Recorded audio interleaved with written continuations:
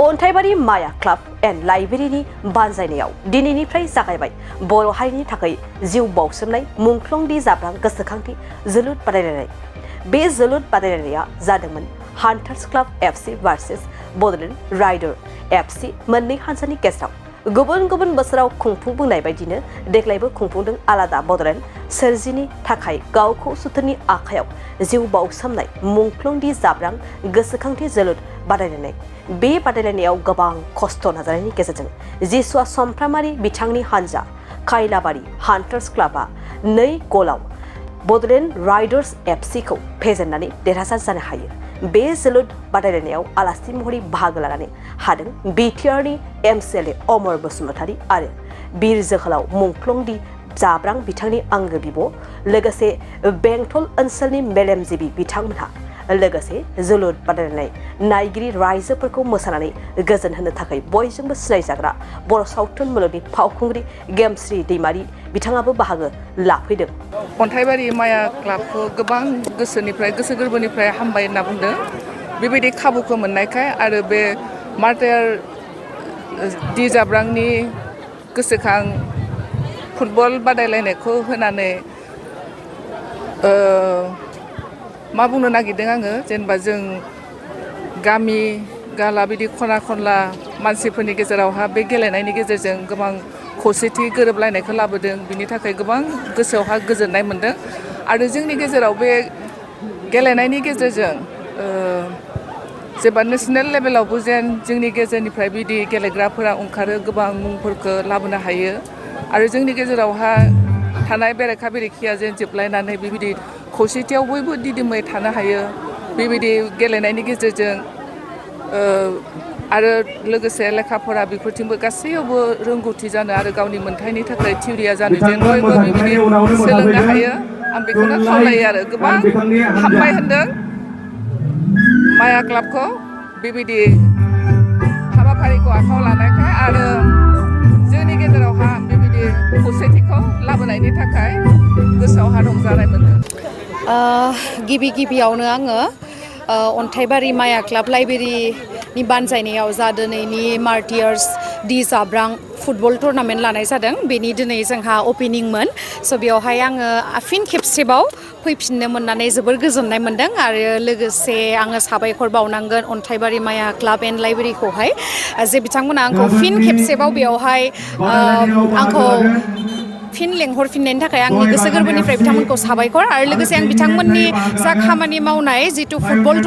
Tournament every इयाराव बिथांमोना लायो, बिनि थाखायनो आं बिराद गोजोननाय मोनो आरो लोगोसे जोंनि जा जाखांफुनाय जोहोलावफोर जाय बिथांमोना जोलुरावहाय इन्ट्रेस्टेड बिथांमोननि थाखाय बेफोरबायदि खाबु होनायनि आङो साबायखर बावहरो आरो बिथांमोनखौ। गिबियावनो नैबे चेनेलखौ नायगिरि रायजो राजा आइ आफा बिदा फंबाय गासैखौबो आंनि गोसो गोरबोनिफ्राय आंनि अननाय आरो सिबिनायखौ जासिग्रोनाय थाबाय। दिनै नंगौ बोसोरे दि जाब्रां सारनि मुंख्लं सानखौ लोब्बा लाखिनानै अन्थाइबारि माया क्लाबाव बोसोरे आं खेला होबाय थानायखौ आं नुनो मोनदों। थांनाय बोसोराव आंबो बेवहाय लेडिसफोरनि खेलायाव आंबो सासे चिफ गेस्ट हिसाबै आं नुजाफैनो मोनदोंमोन, जोबोद खुसि। आरो दिनै बेजों लोगोसे जि दिनै नैबे जाब्रां सारनि जि मुंख्लं सान, बे सानाव दिनै आं सेंग्राफोरखौ लानानै बा दानि जाखांफुनाय लाइमोनफोरखौ लानानै दिनै आङो मोनसे टिम इन्ट्रेस्ट खालामनानै दिनै आं टिम लादोंमोन। बे टिमाव दिनै आंनि टिमा गलनैयाव देरहाबाय, बिराद खुसि। आरो बेजों लोगोसे आङो बेखौनो फोरमायनो सानबावो, दिनैनि टिमा गलनैल' देरहादों, खिन्थु नेक्स्ट टाइमाव बिनिफ्राय साबसिन आं गेलेनो होनोगोन होननानै आरो आङो खालामबावगोन। मानो होनना बुङोबा माखासे आंनि टिमफ्रा सफैजोबाखै, साब्रैसो, बिनि थाखायनो जों गलनैल' सोनो हाबाय। बिनि उनाव जाहाथे जोङो गलबासिम सोनो हानाय जोङो केपासिटिखौ लानो हायो बेखौ आं नाजाबावगोन। आरो जाय बिथां दि जाब्रां मुंख्लं सारा दिनै जाथिनि थाखाय दिनै थैनानै थांबाय, दिनै सारमोना बा बिथांमोना बा जोंनि दानि जिरायनानै थानाय जाय एनडिपि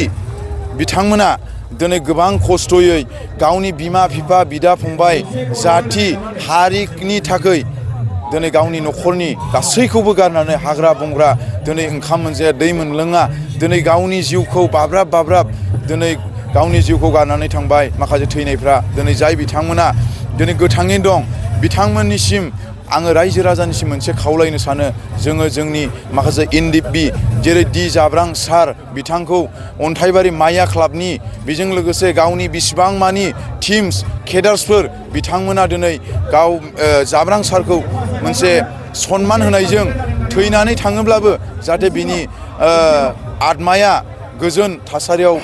मोनसे खुसि रंजानाय मोनहैयो बिनि थाखाय बिथांमोना दिनै बे खेलाखौ गेलेहोबाय थायो बिथांमोननिसिम आङो रोजा रोजा साबायखर आरो जोङो बिथांमोनखौ जों बाख्नायनांगोन बिथांमोना जि बे डि जाब्रां सार थैनायाव दि बे मुंख्लं सानखौ लोब्बा लानानै जोंनि माखासे एनडिपिफोरखौ रायजो राजानो देखायनायजों लोगोसे बा खोन्थानायजों लोगोसे बे खामानिखौ मावबाय थानायनि थाखाय आरो अरायसम रायजो राजाया सापर्ट होनानै जाहाथे बे अन्थाइबारि माया क्लाबाव फैनानै नायफैयो आरो फाइनालसिम जाहाथे जोङो बयबो रायजो राजा फैनानै नायफैयो बेखौ आं खावलायनाय थाबाय नोंथाङा गोबां मानसिफोरनो सहाय होयो मदद होयो हाबाफारिखौ नैबे हाबाफारियावबो नोंथाङा एसे सिगां मदद होगोन होननानै माबायदि मदद होगोन होननानै नंगौ बिथांमोनजों आं जेबो रायलायनाय माबा जायाखैमोन अब्लाबो माने आंनि जि टिमसा देरहानाय हिसाबै आंबो खुसि आरो बेजों लोगोसे डि जाब्रां सार मुंख्लं जानाय बे सारखौ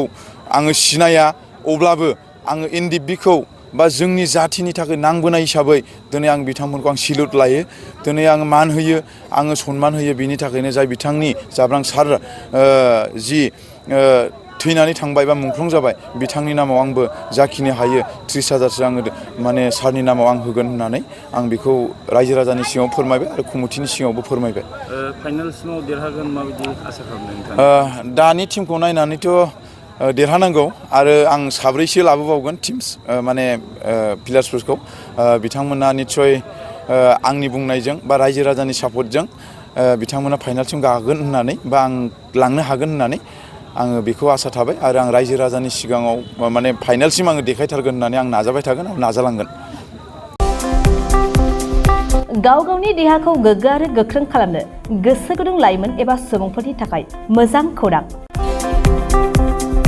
क'क्राझार सोहोरनि खोदोमथलायाव लानानै फैदों फिट सिटी मुंनि मोनसे जिम सेन्टार सोरांस्रि नार्जारिनि गोदानै बेखेवजानाय फिट सिटी मुंनि जिम सेन्टाराव फैनानै नोंथाङा नोंथांनि देहाखौ गोग्गो आरो गोख्रों खालामना लादो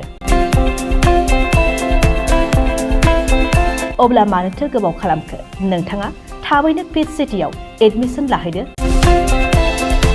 आबुंसिनै मिन्थिनो थाखाय 7896710934 नङाब्ला 9706677961 मबाइल नम्बराव कल खालामनो हागोन